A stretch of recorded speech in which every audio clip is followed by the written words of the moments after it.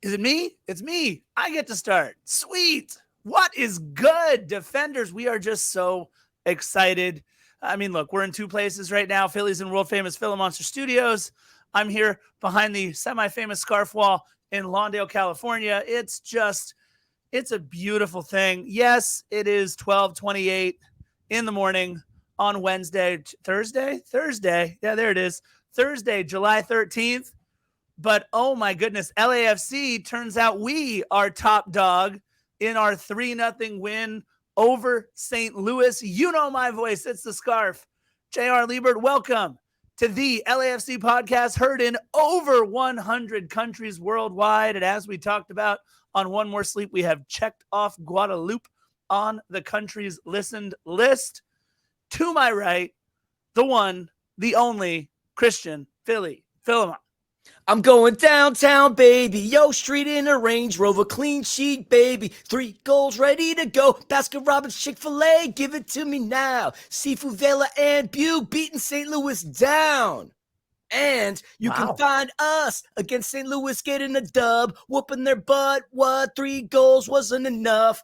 That's right. That's your country grammar, baby. Courtesy of the platinum-colored haired flamingo. DJ Philly Phil's in the house.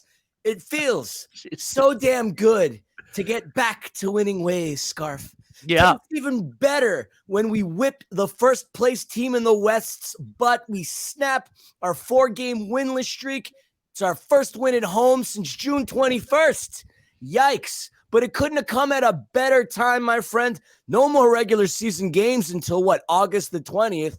Sans a League's Cup match here or there. But, dude, it's so gosh darn fitting that St. Louis has Purina as their official kit sponsor because we fed their asses to the dogs. Los Angeles, City of Angels, I love you so much. We took back our football team from St. Louis and we whooped your other football team's ass. Light it up and take a puff. Pass it to me now. Yes. Philly is he's on one right now, guys. That's 2 swears, bro. That's 2 swears in the first 3 minutes so far, although they're lifetime swears, right? You can say those on Lifetime television, so I guess that works. TNT approved, Scarf. Look, this for the first half, Philly, I'm going to ask you, if you don't mind, when we go into the game later on, I'm going to ask you to let me do something that you have never let me do before, so we'll get there in a minute. But in the first half, Philly, we all could have maybe taken a nap. And I think that has a lot more to do with good things that LAFC did rather than poor play by LAFC. But that second half, man, it felt like, dare I say it, the LAFC of 2022. You're defending MLS Cup champion, winning the absolute beat-down handing black and gold football club that we have been used to for the last year plus.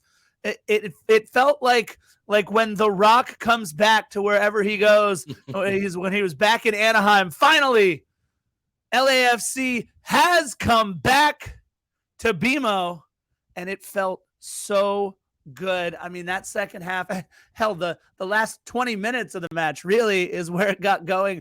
Stipe Biuk coming into the match and kind of changing everything. How's that for your LAFC bingo card? If you had Stipe Biuk as your game changer today, you can go ahead and cross that one off. Philly, let's pay some bills real quick. Let's remind everybody that, of course, we are sponsored by Flex and FlexPowerTools.com. We love being part of the Flex family. If you have any questions about anything power tool related, hit up FlexPowerTools.com. And again, a full lifetime warranty for every tool bought in 2023. You go to the website, you register your tool. Guess what? Lifetime warranty. It literally covers everything but the box. So again, head on over to FlexPowerTools.com, sponsored by Flex. They are also, of course, the front of kit sponsor for your defending MLS Cup champion, Los Angeles Football Club. And we do want to remind everybody that the Mo Fascio Futsal Court fundraising effort is underway. I know Anna is still working out the details on what's going on there. So until she works all that out, I don't want to give out the link to donate because we don't know right now where the best place is to donate. But Philly, you know what? We got to do it, right? We got to talk about what to do in terms of your donation number, because we know you guys are ready. You're going to figure out something And for me, this is an easy one. When I was thinking about different things, I'm oh man, where did it go? I just had it pulled up. Oh, I'm fired. Where is it? Uh-oh. This is really bad radio, but here we go. Perfect. There we go. So Carlos Vela, with his goal scored, and I don't want to let the cat out of the bag, guys, but Carlos Vela scores in this one. With the goal scored by Carlos Vela, that is now number 76 all time in the MLS regular season. 76. So get on your, you know what? Just put aside, go to an ATM, put aside $76 because we're not sure how you're going to have to donate it yet. But $76 for the 76 goals scored in the regular season, putting him tied for 30th in MLS history. I didn't see who, but it doesn't really matter. 76 for Carlos Vela. Philly? Y'all ever see that episode of South Park when Chef was going to get married and it was to the succubus? And he had that area with the lock monster. Ring of you at all scarf. It's an older episode of South Park. Yep. Okay. So my number in the voice of Chef, I say about 350. 350. Why do I pick 350?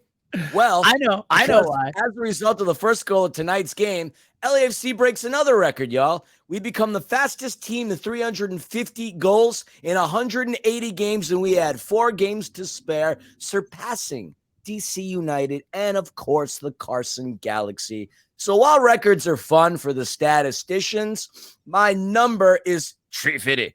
And it could be $350 or it could be $3.50. I will leave that up to you. But the number, once again, in the voice of Chef from South Park, I say about 350. I don't know that that's in the voice of Chef from South Park, but I mean, it's my best rendition of Isaac Hayes. What do you want from me? I'll definitely. I'm trying to rap. I'm trying to sound like Isaac Hayes. I'm not doing a good job, but I get at least give me an A for effort, teacher. Come on. You only get an A for effort. That is for sure. And I think it's going better than the Nietzsche quote at the end of one. Yeah, that was an epic fail. I had to do something better than that. Like I said at the end of One More Sleep, it sounded so much better and cooler in my head. Then as I'm saying it, I'm like, damn, Phil, you really messed this one up. And what I love, too, about the two numbers that we threw out there, they both have to do with the exact same play. It was Carlos Vela's goal that got us to one more time, Philly. Would you mind doing that just one more time? I'll say about 350. There you go. All right. Yeah. That was the goal that got us to 350 goals on the season. Let's get into it, Philly, because there's a lot of good stuff to talk about. First, this day in LAFC history, we want to say a big happy birthday to one Chiqui Palacios. Chiqui, 24 years old today. Well, now yesterday, but whatever. 24 years old. Happy birthday to Chiqui Palacios. And we do actually have an event on this day in LAFC history on July 12th. Back in 2019, LAFC plays their 4th game in 10 days. This one in Houston against the Dynamo. Carlos Vela would get a DNP next to his name on the stat sheet, using a patchwork lineup by starting Fito Zelaya, Adama Diomande, and Josh Perez up top. LAFC comes back from 1-0 down to defeat Houston 3-1. It was a brace for Dio and a goal for Diego Rossi in the 88th minute. And it was Mohamed El Munir with an incredible chase down of Albert Elise to save a goal in the 26th minute. Yes. That's where he went flying into the goal. Albert Elise went flying into the goal. And the look on Albert Elise's face when Mohamed El Munir came out of absolutely nowhere was like, what the hell just happened? That guy was nowhere near me. An incredible. There were just a couple of plays, man, with Mohamed El Munir. Philly, obviously, he's most famous, unfortunately, for having his skull caved in by Zlatan Ibrahimovic and that dirty elbow that he threw. But one of my favorite goals in club history scored by Mohamed El Munir, and this play as well, Philly, from behind on Albert Elise. I mean, it was a hell of a goal, and it's funny. You mentioned the name Josh Perez. I wonder is he still with Miami FC in the USL? I don't even know. USL's going to be going through some interesting scenarios. They're voting on that pro relegation scenario. Keep your eyes and ears peeled for that. That was some this day in LAFC history. Chiqui Palacios, as we left the press conference at the end of the day, we saw him. We wished him a happy birthday. Dude, his baby's almost as tall as he is at this point. He's going to get some athletic. That child is going to get some athletic genes for sure, but height will not be one of them, sad to say.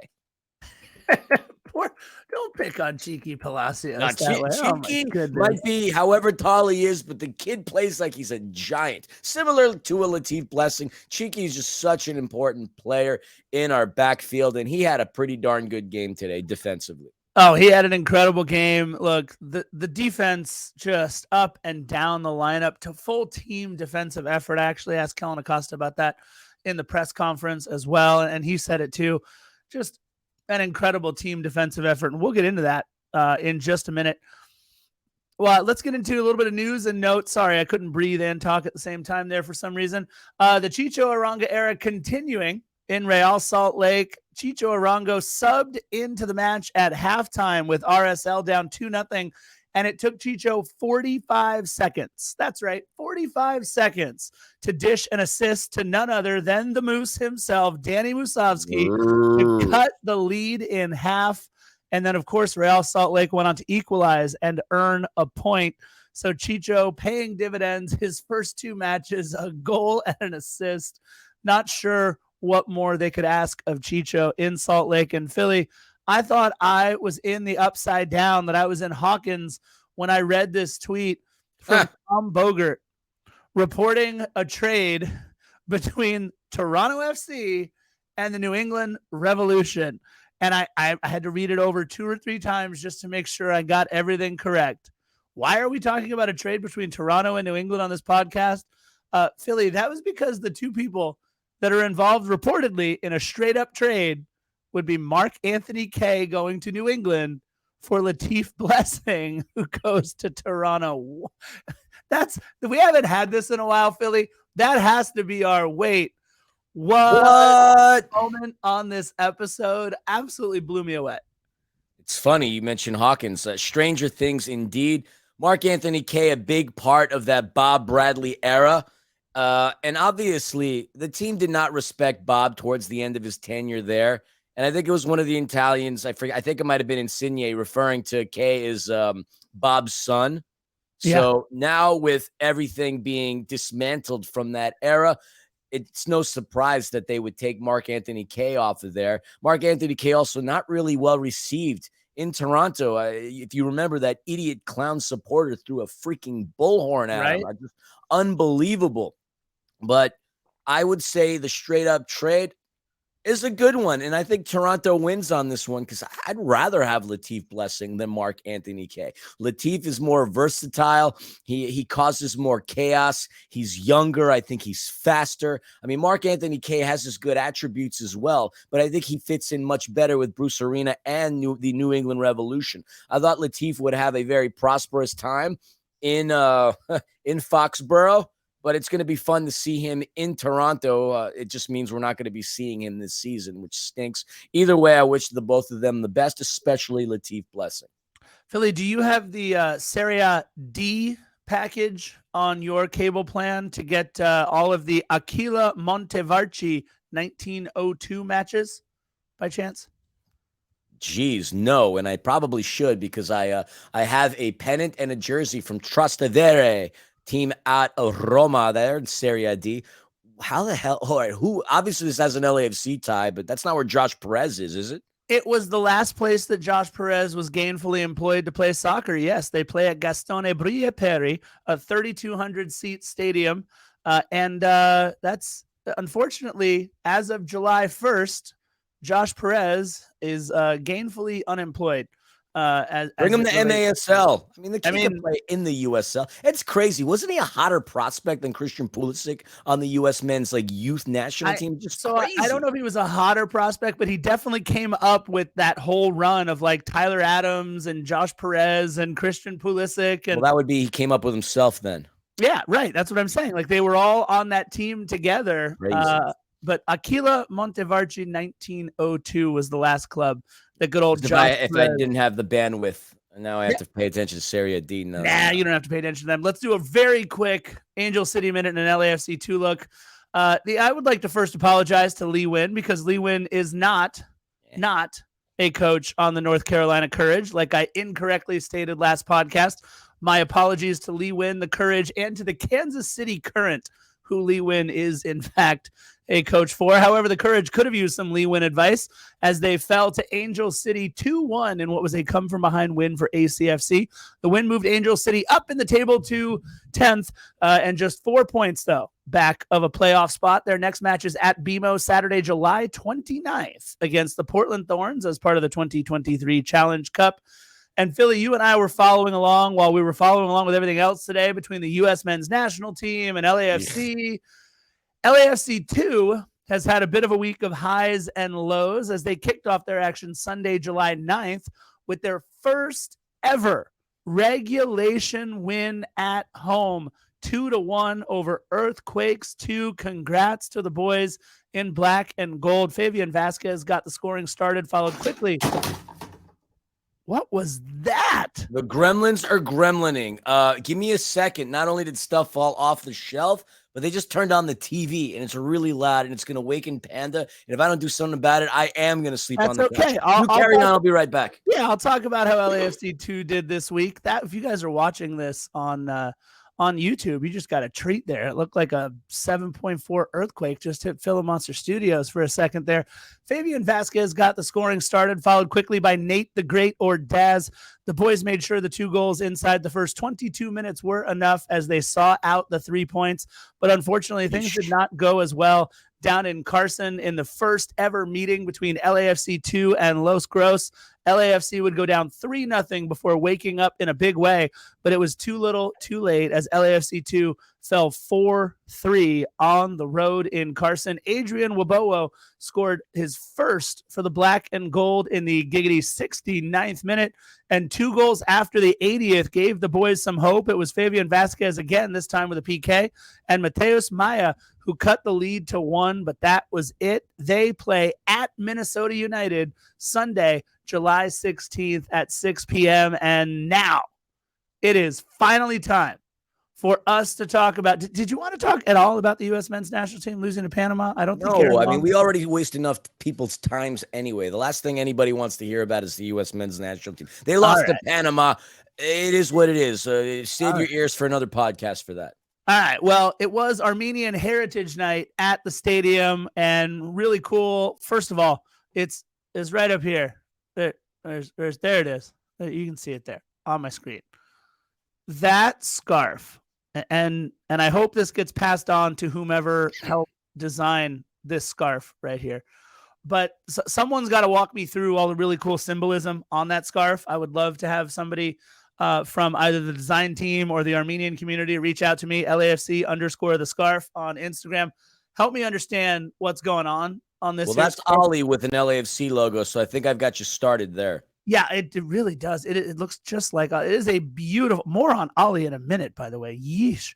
It is an absolutely beautiful scarf that you designed, LAFC. Wonderful job. As somebody who obviously is rather fond of LAFC scarves, this is one of the more unique ones in our 6-year club history. And I really do hope the Armenian community appreciates or that this at least properly represents the Armenian community, because it is absolutely beautiful. And Philly, we had a bit of royalty as the honorary falconer, Chavo. I mean, it's always pretty cool. Chavo has been such a big supporter of LAFC since really he was introduced to the club several years ago. It was a really cool little pre-match honorary falconer moment to see Chavo. But then, holy hell, Philly, Ollie went on flyabout. Ollie definitely went on flyabout. And we've been joking these past couple of matches what the over and under is going to be in terms of her time in flight. Some cases, like she was over 60 seconds, which I know made Ken sweat it out. There are times where she wouldn't even want to attack the lure. This time around, she actually left the vicinity of BMO Stadium. She went towards the south end, if I'm not mistaken, and kind of out and about and around. At one point, Panda came out like freaking. She was like, "Oh my God, did you just see what happened?" And I'm thinking, yeah that's right, Roldan. I can't believe got his PK blocked. But she was referring to Ollie. during that time. She was more nervous and anxious about Ali flying out of BMO than the U.S. men's national team losing to Panama. Ali is getting very ornery in her age. She's taking her sweet time. She's not attacking the lure upon command, and now she's leaving the stadium. Yikes. I mean, I know she's a bird of prey, but just gotta watch out, man. There's some vicious creatures out hovering the airs of Los Angeles. A lot of whirly birds, too, but they're not going to be low enough to cause Ali any headaches. But yikes. I'm sure Ken was having a bit of a heart attack on her walkabout. Her flyabout. Yeah, look, my mom used to call it taking the scenic route when she got lost going somewhere. All Ollie was doing was taking the scenic route around BMO Stadium as she exited the south end, came right back in. We all definitely held our breath as Ollie went on flyabout there. That was pretty scary. Philly, LAFC taking on St. Louis City SC, which is just way too many different things going on in your club's name. St. Louis City SC for the very first time. And obviously, Philly, you and I have been talking about the incredible job that the 2023 expansion club has done in Major League Soccer this season. However, LAFC is 5-0 coming into this match, taking on expansion clubs for the first time. And of course, we're talking about Cincinnati, Miami, Austin, Nashville, and Charlotte. And in fact, Nashville is the only club to even score on us the first time through. We won those 5 matches on a 12-1 aggregate. Not that aggregate matters, but when we score 12 and we only give up 1, usually good things happen. And Philly, the Purina-clad St. Louis City SC decided to pick the worst time to come to BMO Stadium for their maiden voyage.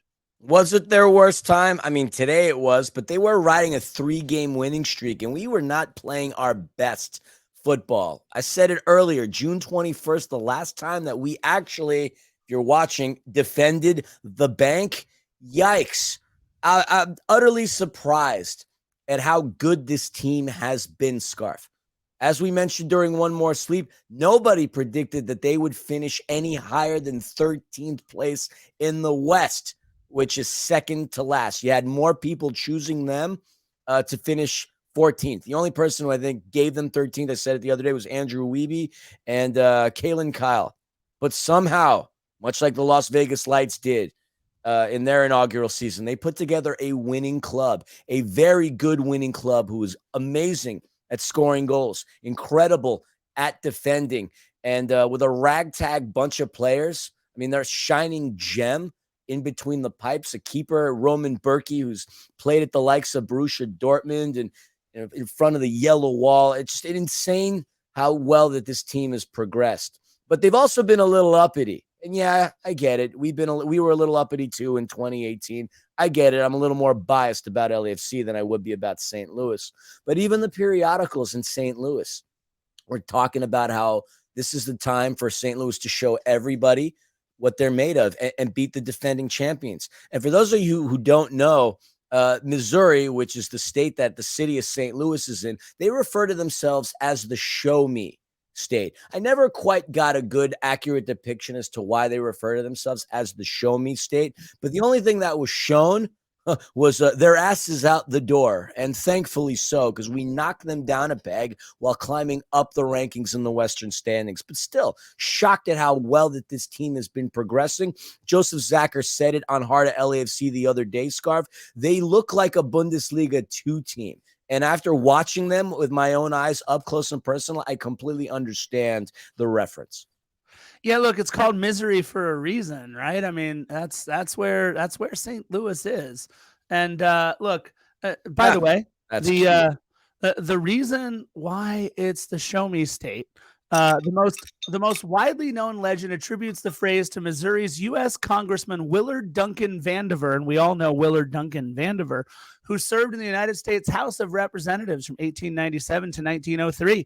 While a member of the U.S. House Committee on Naval Affairs, Vandiver attended an 1899 naval banquet in Philadelphia, and in a speech there, he declared, "I come from a state that raises corn and cotton and cockleburrs and Democrats, and frothy eloquence neither convinces nor satisfies me. I am from Missouri. You have got to show me." Regardless of whether Vandiver coined the phrase, it is certain that his speech helped to popularize the saying of Missouri as the show me state. That's ridiculous. That's kind of like how it's kind of a far-fetched tale in the likes of why natives of the state of Indiana are called Hoosiers. Yeah, it's pretty ridiculous. But look, they're making noise. They're playing well. You mentioned it. Their highest paid player, although I don't believe he's even a designated player, their highest paid player is their keeper, Roman Bürki, the legend in Germany, with 83 clean sheets for Borussia Dortmund, 150 clean sheets in his club and country career total. Not happening. Not happening at BMO Stadium. LAFC came to play. Let's get into the lineups, Philly. I'll start with St. Louis City SC. We mentioned head coach Bradley Carnell, the former New York Red Bull assistant, the long career mainly in Germany as a player. He is South African and capped over 40 times for the South African national team. MLS Soccer.com called it a 4-4-1-1 formation. And unfortunately out for this match would be Joao Klaus. And Joao Klaus was the center forward who started the year very hot for this club. 5 goals in 9 matches. And they are really missing his productivity up top. I mean, I say that, but they are still in first place.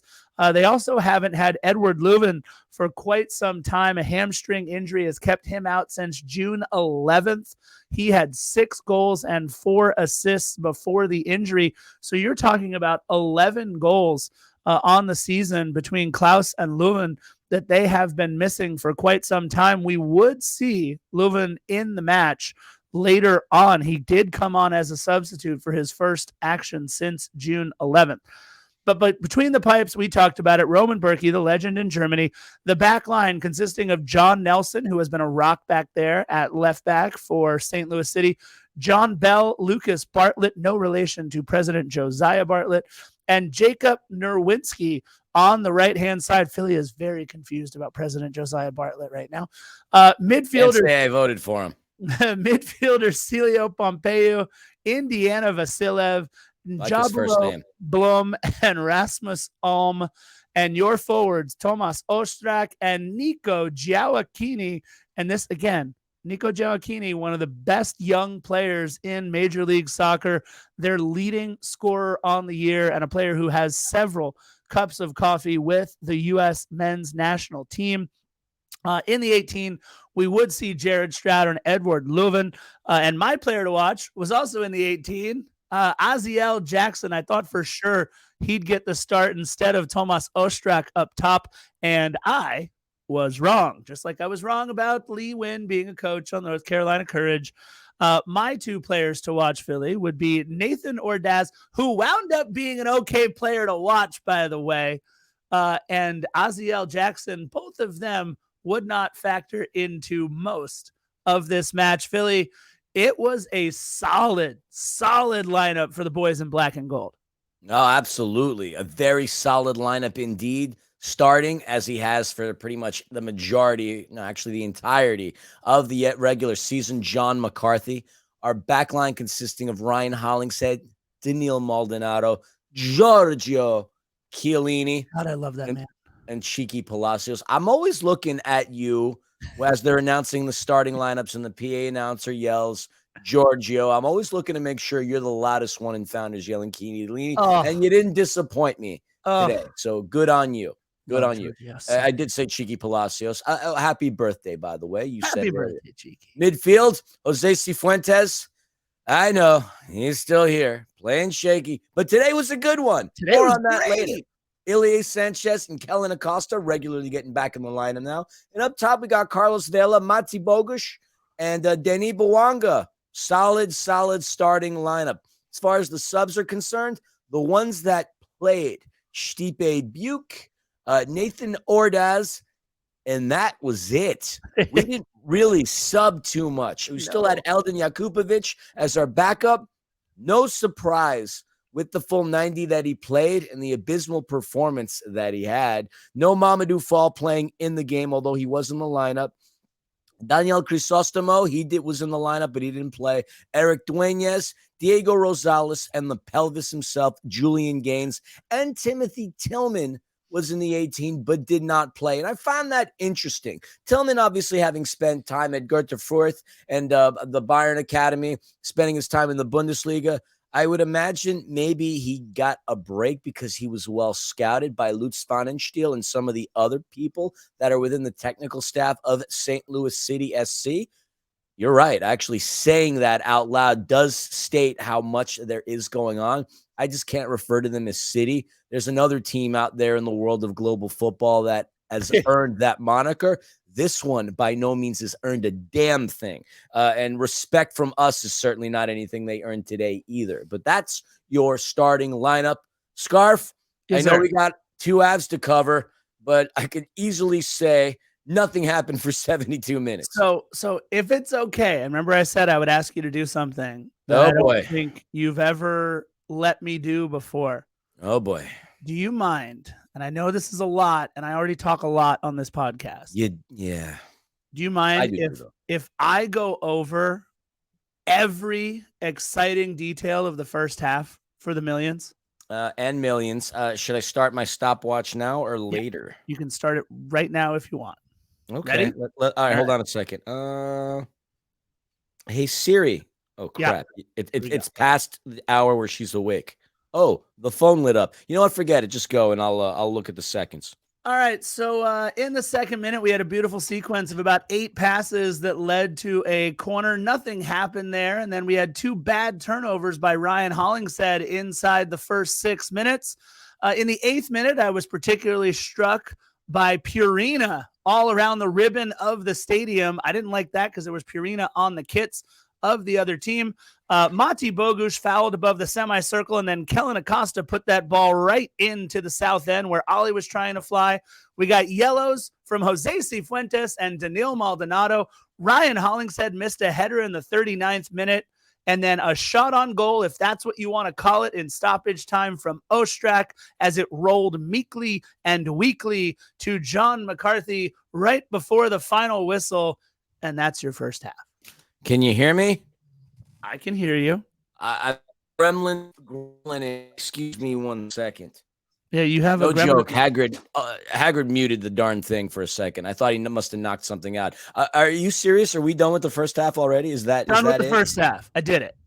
Yeah, you weren't kidding. A couple of yellow cards was really it. If you look at the statistics, not much that transpired. We didn't see any shots until, like you said it, stoppage time. There was no buildup. There was nothing really to write home about. There was nothing exciting. Our good buddy Justin Ruderman couldn't make his deadline because he spent the entire first half wondering what the hell he was going to write. There was literally nothing to write. And why? Because LAFC had 4 shots with 0 shots on target. St. Louis had 3 with only the 1 in stoppage. Possession was what it was. Passing was mediocre. Couple of corners, couple of fouls, obviously a couple of yellow cards, and that's it. Yeah, we were terrible. It was, but look, I do want to say this. I have a thought. I don't think we're terrible. There was just nothing to be excited about. And that's to say both teams actually played each other defensively fairly well. And I do have one thought on that as it relates to LAFC. You're absolutely right. We weren't terrible. What we were was incredible defensively. I do want to say that the defense that LAFC played in the first half and in the second half, but we're talking about the abysmal first half here. The defense that LAFC played, we talked about this on One More Sleep, and we might as well talk about it again now. Philly, 40 goals on the year, tops in the West by St. Louis City SC. It's way too many damn things. St. Louis, that's all I'm going to say.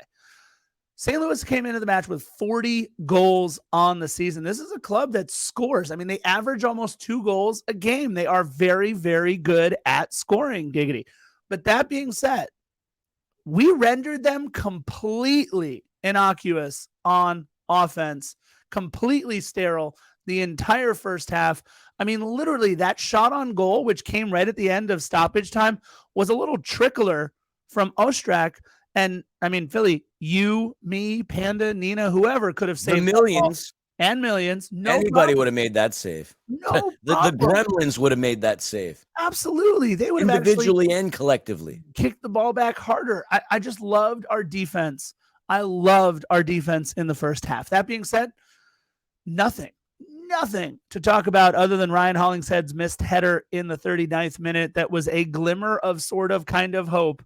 Yeah. Other than that, man, that's it for the first half. Philly, I'm going to let you go ahead and start the second half since I talked all that time about the first half. No, I like it. I'm not going to replicate what you had in the first half and the second, because right around the 72nd minute is where things got exciting. But a couple of things happened. Now, both of these teams have not played each other. St. Louis is a team that's done pretty well thus far, but they were beatable. I mean, they got beat by the Chicago Fire twice. One time during the regular season, a couple of days later during the U.S. Open Cup. If the Chicago Fire can consecutively beat St. Louis, how good of a team are they really? A very good team. In fact, such a good team that them getting on the boards first would have been detrimental. Because anytime St. Louis scores, they win. They're undefeated, 10-0-2. But when LAFC scores, in particular at the bank, and as a result of today, we were 9-0-1 and 7-0-1 at home when that happens. So both teams getting a feel for each other, but we wouldn't see too much transpire until we started having some subs. A player that we've been frustrated with for a number of games now, who's been linked with a move to the Scottish Premier League, Juan Jose Cifuentes, had moments in this match where it was just you wanted to pull your hair out. From the turnovers to the rough touches to obviously not having any ability within the final third. He had a couple of really good passes to start. I think in the 50th, he had a great pass to Vela, who had some contact in the box, but but he was off there. 51st minute, when you thought the ref was missing the cards for St. Louis because they were calling this rather one-sided, we finally get a call, and it happened to be on Bell for a foul on Mati Bogusz. So we start moving along right there. Then we have a minute in the 55th where Cifuentes is in the box, and Berkey, Roman Berkey, went in to intercept a ball that was there, and he fumbles it. And Denis just not quick enough to get to it. But 56th minute, man, there was another play in which Cifu got it into Denis, who tried to get it to Mati, but I mean, it went out for a goal kick. I mean, LAFC trying to string some passes along within the first 15 minutes. Unfortunately, up until this point, nothing really transpired. No, look, I thought that LAFC came out, and again, the defense that we were playing was great. We looked great defensively, not allowing anything going forward for St. Louis. I did have an interesting observation in the 60th minute. I feel like maybe the last 3 or 4 times we tried this in the match, when we tried to play a ball off of a St. Louis player for a corner or a throw-in, I felt like we missed almost every single time in this match. It was the weirdest thing. Denis Bouanga did it once or twice. Jose Cifuentes missed his player in the 59th minute when he tried. It was just the weirdest thing. You know how you play a ball into the corner and try to flick it off of them, or you bring a ball down to the touchline, you flick it off of them. We couldn't, for the life of us, find a way to actually make contact with the ball and that player so that we could earn the throw-in or earn the corner or earn the free kick or earn whatever it was. God, it was so frustrating. And I do want to say, I think the revelation so far for this club this year has been Mati Bogusz. And I unfortunately feel like this game was the one where he kind of disappeared. We didn't see a lot of Mati Bogusz. So at just after the hour mark, Stipe Biuk comes on for Mati Bogusz. And I don't mean to put this on Mati Bogusz at all, because I don't think Mateusz Bogusz is the problem here for this match. But we can very easily say, Philly, that in the 61st minute with Stipe Biuk coming on, that's where everything kind of felt like it started to change, no? No, I completely agree. I mean, everything just seemed a lot more cohesive and fluid. I mean, other than the fact that a minute after that, St. Louis really had a decent opportunity with their own sub, Stroud, making an attempt at John McCarthy, but he was wide. Fresh legs would certainly make an impact on this match for both sides. Yeah, you had 65th minute, 4 minutes into his entry into the game. Stipe Biuk gets the ball over to Ilie Sanchez, who's completely wide open. Ilie, who doesn't really shoot often, had an opportunity and he cocked it back and he let it roll. But unfortunately, he struck it way too hard and not on target. So we missed there. But then 66 comes around. LAFC with another golden opportunity. Cifuentes has a great pass into Stipe. Stipe gets a nice dime over to Carlos, and he just misses it. He was close. We knew that he was close. Carlos knows that he was close. And that's a ball that Carlos needs to convert. He got it off the foot that he wanted to. He just missed it. And we had a couple of pretty decent buildups, but such a bummer that with all that brilliant passing, that, by the way, started with Jose Cifuentes, we didn't net any kind of a result. Yeah, I want to say that. Why do I keep saying I want to say? Just say it, dummy. Yeah, just say it, dude. Yeah, I know. Jose Cifuentes, to me, was the most consistent player offensively in this match. I thought that this was Jose Cifuentes' best match of the season. I would agree. And I think it's coming at a great time, obviously, right? We want Rangers and or whomever else it might be. We've seen various things on Instagram that Jose Cifuentes has been all over the map in terms of where he has been linked to. But I think Jose Cifuentes was our most consistent offensive player this match. I thought that Carlos Vela, in moments, was by far the best player on the pitch. I thought that Stipe Biuk was the one that kind of turned things for us when he came in. The ball seemed to move a little bit better. You just mentioned 2 plays in a row there, about 65th, 66th minute. And but again, I still think Jose Cifuentes was our most consistent offensive player. In the 67th, a corner for St. Louis, an amazing block by Chiqui Palacios, and then a rocket from deep by John Nelson had to be kind of tipped over the bar by John McCarthy for another corner, but we defend that one well. And I'll say this, Bradley Carnell, the coach of St. Louis, I didn't like his substitutions at all in this match. I thought that he did things that allowed LAFC to play even more open and to really string passes together a little bit easier. The line change that he made in the 68th minute, 3 subs for St. Louis City. And I felt like Celio, who took all their set pieces, and Nico Gioacchini both come off there. And it was a little confusing because, yeah, look, they weren't getting a lot of Gioacchini, but Celio was delivering the ball really well into some really good spots. And I thought, Bradley Carnell, their head coach, really kind of took them out of it. And I think we see what happened. Look, Stipe laid one off instead of taking the shot there in the 71st minute. But you look and just 2 or 3 minutes. To Casper, the friendly ghost. He was hoping somebody was making that run in behind there through the middle. But Philly, was Casper. Speaking of perfect passes, I don't know that you make a better pass, Philly, than Jose Cifuentes did in the 72nd minute. I know we have a what moment on this pod, but that was a holy crap moment. I mean, Cifuentes, like from the absolute, as far as he could be on the other side of the field, with a pass all the way to a running Carlos Vela, and Vela slots home a golazo. There's no way that Roman Berkey had any opportunity to make a save on that. And that goal and that pass were beautiful. It's poetic justice. And thank you, Cifuentes, for finally shutting us up. We're frustrated with your performance because we know what you're capable of. I get it. You want to be in Europe. I want to be in Europe right now, too. The fact of the matter is we're in Los Angeles. You're in Los Angeles. And you got to make the best of what you have left time-wise here. And he did, because that pass was brilliant. And for all the Vela haters out there, seriously, for all the crap people talk about him, the man's quietly amassed 7 goals and 5 assists on the season. I mean, he's practically contributing to a little less, if not right around 30% of the team's overall offense. Like I said, 7th of the season, you alluded to it earlier, 76 regular season goals since he came in 2018, and he's tied for 30th. Sure, there are 29 others ahead of him, but at the end of the day, he's only been around for a cup of coffee and he's aging.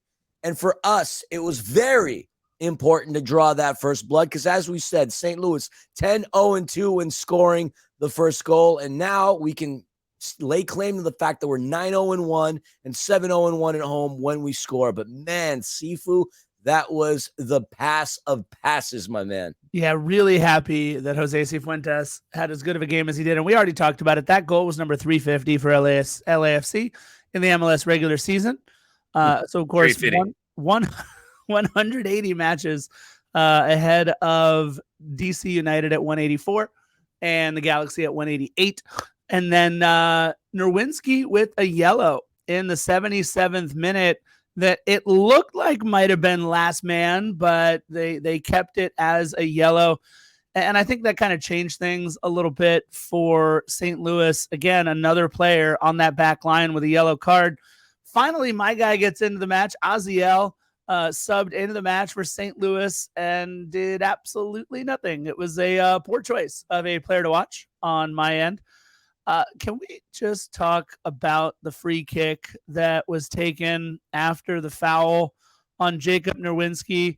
I got to go back through, and I just want to make sure I get the player right, because let me just be honest. There's several reasons why I would not ever have wanted to be part of the wall in soccer. And they substitute Edouard Leuven, who is probably their best offensive playmaker that they have on the pitch. And that free kick drilled Leuven in the face just about as hard. In the face. In the face.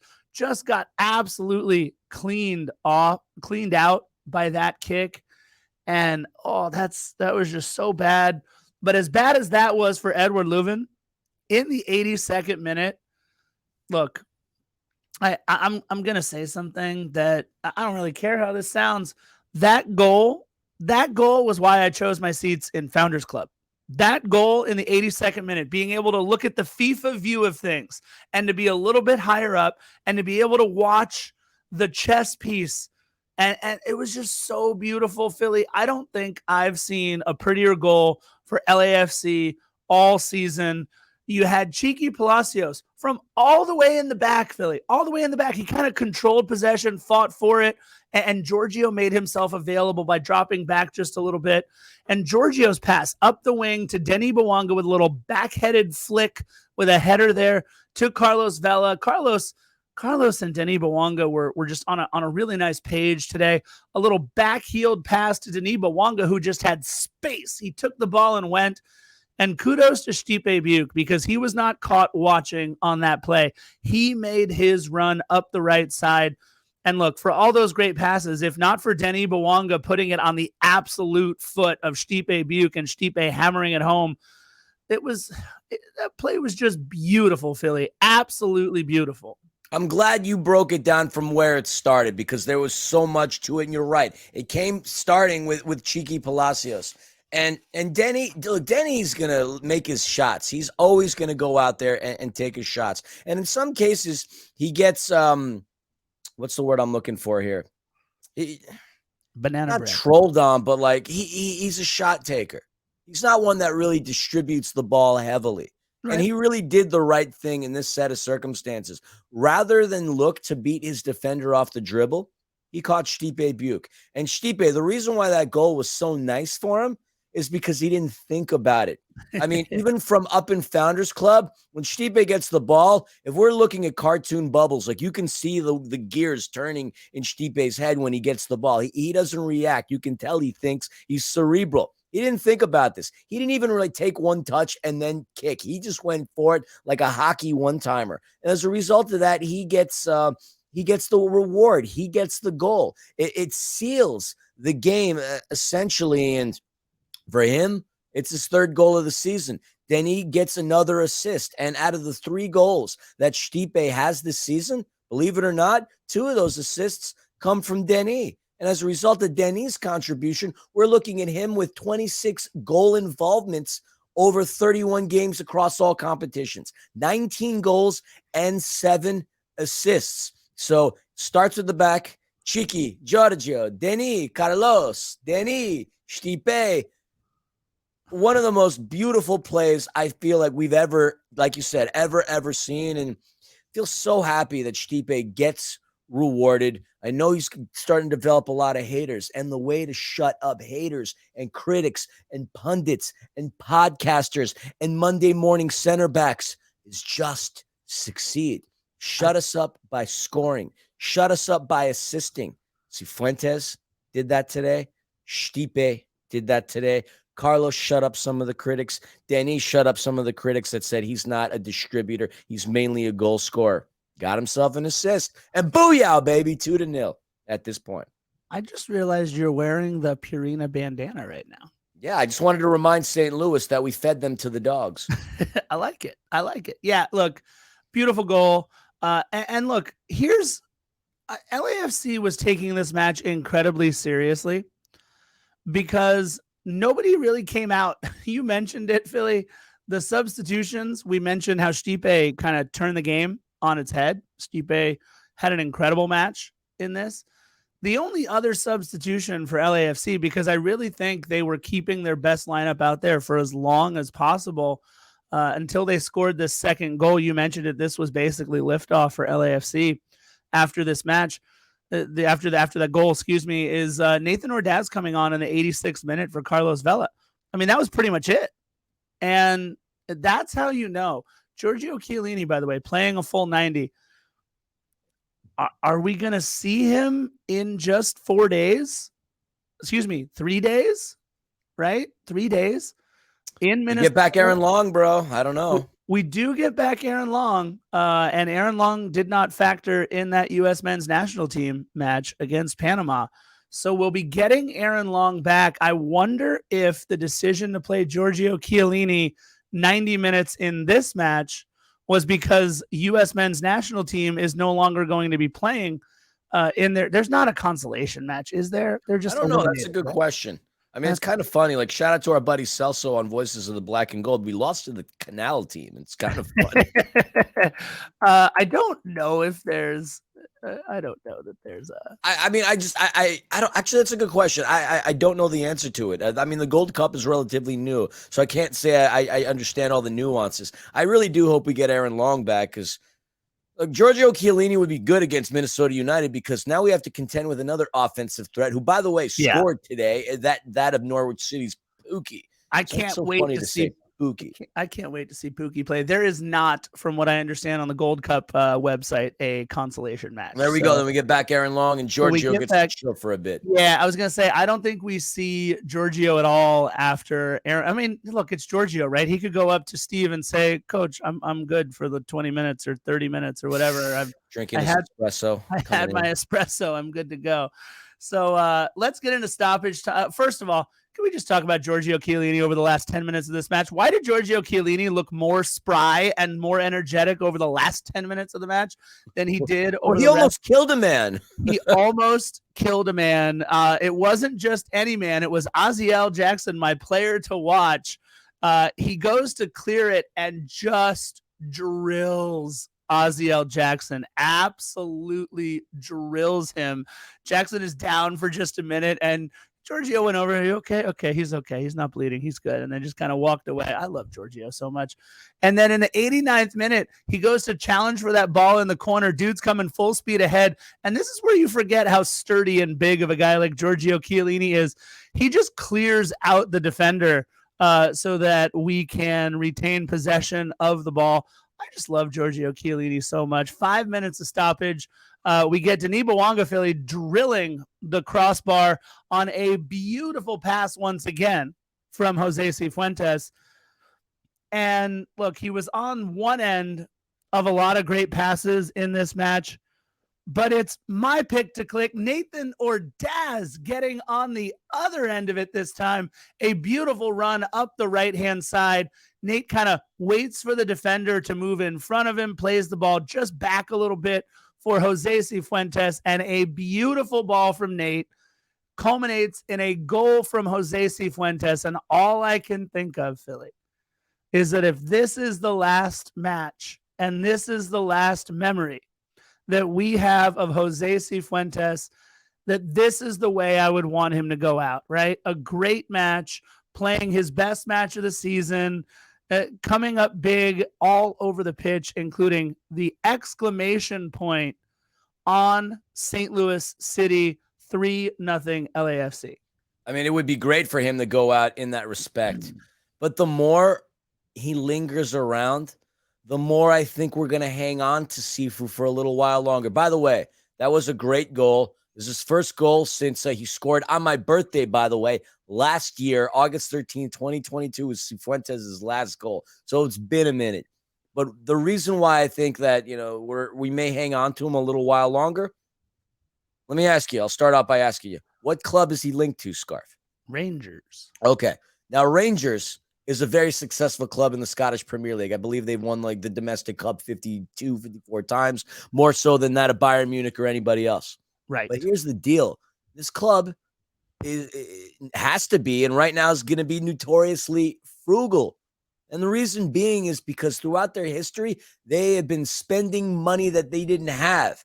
The club went into administration. That's UK talk for bankruptcy. Yeah, that's bad. That's bad. They had to climb their way up the tiers of the Scottish Premier League, and it didn't take them long to get back to the top flight. But having realized and acknowledged those mistakes, they're not going to go out there and splash a bunch of cash on Jose Cifuentes because his contract is up at the end of, I believe, the winter. And so why would they pay a transfer fee of 7 figures, whatever that amount is, when they could just potentially get him for free or at a discounted price? So the reason why I think that he hasn't gone yet, it's not because the deal has fallen through, but because Rangers are playing their card pretty sturdy. And hopefully John Thorrington and everybody within the front office has taken into account the fact that Rangers is a club that is back from bankruptcy, and they're going to play that bankruptcy and be very frugal and tight with their money. I'll say this. While I totally understand where you're coming from with the Jose Cifuentes argument there, if Jose Cifuentes continues to play the way he played today, all Jose does is bring his value right back up to that incredible level where it was just a couple of months ago. And look, if you're telling me worst case scenario, because we have about a month or so left with this window being open. If you're telling me worst case scenario is we get to keep playing Jose Cifuentes as Timothy Tillman gets back healthy, or as Ilie Sanchez needs to get some rest for a little bit, or as Kellen Acosta gets pulled away to do this, that, or the other thing, or maybe just needs a minute, or as you try to work in a player like Mati Bogusz or Nathan Ordaz or whoever else it might be. If you're telling me that means for the next month or so we get Jose Cifuentes while other offers come in and start raising his value more and more and more, I'm all for it. I don't think Jose Cifuentes makes it out of this particular transfer window. I would love to keep him, but I also don't think John Thorrington is willing to just let a player the caliber of Jose Cifuentes walk away for free after the season is over on a free transfer. Yeah. And a lot of that information, by the way, like I ascertained, I mean, I have always known that Rangers went under administration, but a lot of that information I did hear from Tom Bogert during his guest appearances on Happy Foot, Sad Foot. So shout out to them for bringing Tom. We dropped the ball on that, Scarf, and I'll take the blame for it. We talked to Tom early on in the season, and he was actually supposed to be on our pod, but kind of dropped the ball. We had the connection. We chatted with him during our days of 110 football. We just got beat to him, which kind of sucks. But I want to shout them out for getting a good guest and giving us some good information. Now they got a great guest, and we love the guys over at Happy Foot, Sad Foot. But yeah, if you want to take the blame for that one, I'll give it to you. No problem. Philly, I'll make up for it. Don't worry. I got some awesome guests lined up at some point. All right, I'm ready. Before we get into the table, Philly, let's get into the stats as we close out the match. You're our stats guy. Hold up. Denny almost, not only you said he hit the post, he almost had another one at the very end. He absolutely sliced, diced, juked Hybert and had a shot that just narrowly missed. So I just wanted to make sure we gave Denny the acknowledgement that he almost scored again. And St. Louis is lucky to have only walked out of here down 3-0. We could have beaten them 4-5 with the way that we were starting to pile on attempts at the end. Nathan Ordaz a little shake and bake there at the end as well for a corner. I loved it. I love what we're seeing from Nathan Ordaz. Again, I'll throw out the stat coming into this match. Non-penalty kick expected goals per 90 minutes. Man, that's almost like saying St. Louis City SC. Non-penalty kick expected goals per 90 minutes. our team leader is Nathan Ordaz. I know, small sample size, very small sample size. I mean, But you're going into like the weeds with like the sabermetrics. We know how sabermetrics work, Scarf. In hindsight, the Athletics are moving to Vegas because of sabermetrics. These stats are kind of crazy. Nah, but look, even today, he comes in the 86th minute, and all he does is get an assist and have several other interactions that were close. I mean, I would love to know. I'm gonna go on FOTMob while we're talking about stats, Philly. I'm gonna try and find out Nathan Ordaz's XG for this match, but you're gonna walk us through the stats. So we closed out the first half with only 4 shots, none on target. We ended up with 11 and 3 on target. Oh, and we also had 3 goals. So we were batting 1,000. When you convert your opportunities, chances are you might win a game. At the very least, you're going to score a couple of goals. St. Louis, on the other hand, had 9 shots and 2 of them on target. So John McCarthy didn't really get tested, nor was he really in any dangerous positions. Possession, we controlled it, man. 59% to their 41. They're a team that likes to press and play up high and do their thing, cause chaos, and punish you on your mistakes. They got wore out as a result of the way we were playing. So this chess match was won by Steve Cherundolo. We created 6 chances. They didn't create any. They had one more set piece from than we did on the corner, 5-4. Ultimately, we were the more aggressive of the two with 15 fouls to 10, but so in lies the tale of the tape. John McCarthy gets a 7th clean sheet of the season, and not too shabby. We clean sheet a team that normally clean sheets others. We beat what is considered now the best in the West and arguably number 2 in MLS, and comes at a better time and a good team, a team that is worth their weight in salt or whatever unit of measurement you want to utilize. You're going to play up to the ability of your opponent. And St. Louis SC was a team that was really good. We play Colorado. Maybe we pooped the bed against a really piss poor team. But against a really good team, we rose to that occasion. We rose to that level. And we showed that we are the LAFC of old. In these previous games that we had, it's not that we didn't create chances. We certainly did. We just never really converted on our opportunities. Once we broke this game wide open, right after Chiqui Biuk came in, the goals just kept coming. As I said, St. Louis is lucky that it was only 3-0 because it easily could have been 5.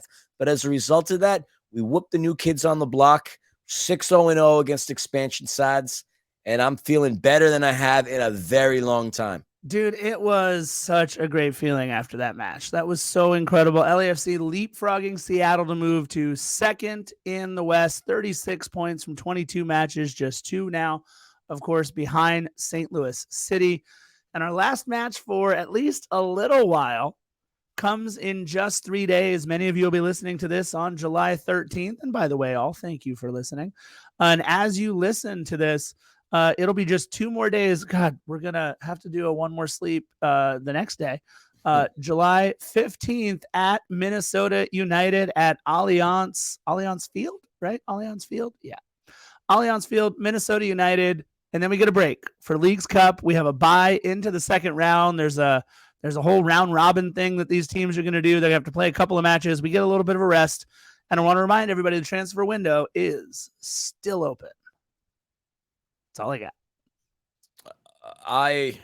I'm sure I'm saying, speaking on behalf of a lot of y'all, going in and parking and just going through the motions at BMO. I don't know how you felt, Scarf. I did want to enjoy every moment of it, but like, I'm just so ready for a break, man. I mean, between the one more sleeps and the number of pods, I mean, everybody wants to know why I keep drinking Topo Chico, because that's the way I'm hydrating and fueling myself. Like, I could not sustain this torrent of a pace with you if I was just drinking Shoeies this entire time.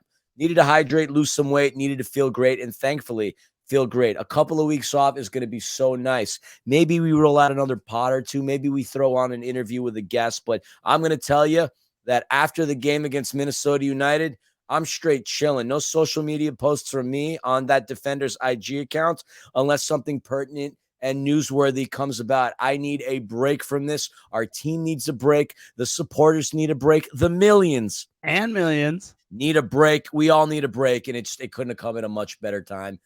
Thank you. And thank you, LAFC, for giving us another win to close out the month of July against a team that I really so desperately wanted to beat. Thank you from the bottom of my heart. Man, I'm ready. Keep that black and gold wave going. Now that we're winning, let's not stop our winning ways. Watch, we're going to go into Minnesota. We're going to pancake them, maybe 3-0, maybe 3-1. I don't know. Depends on who we have on the back line. And now look, we're 6 points through 2 games. Maybe we leapfrog St. Louis City. Maybe we, I don't know, we start making some noise in the supporter shield race. I don't want to stop. Let's keep the hits coming. We have to stop. So I'm going to enjoy my time out. I know. I don't particularly love this Leagues Cup thing. I just don't. No, me neither. Not yet anyway. I just genuinely don't care about it. I'll be perfectly honest. I want us to do well, sure, but and I know it has Champions League repercussions, right? So clearly it's a good thing. It could be a very good thing for LAFC, but we're going to win the West anyway. We're going to, you know what? I'm going to say this. We're going to make the supporter shield race a whole hell of a lot closer than it has been recently. And look, we are the defending MLS Cup champions. And at the end of the season, we are going to be the defending back-to-back MLS Cup champions at the end of all this. And don't you forget it. I got nothing else, Philly. You got anything else? Are we closing this bad boy down in about 1 minute and 6 seconds? Yeah, let's close this bad boy out, Scarf. Let's do it. All right, you guys know how we like to end each and every one of our episodes. By the way, shout out to LAFC Obsessed. That's a really cool logo you have on your Twitter handle. I love it. This is episode 266 of the LAFC podcast, heard in over 100 countries worldwide, and you know how we like to end all of our episodes. Bye-bye. Bye-bye.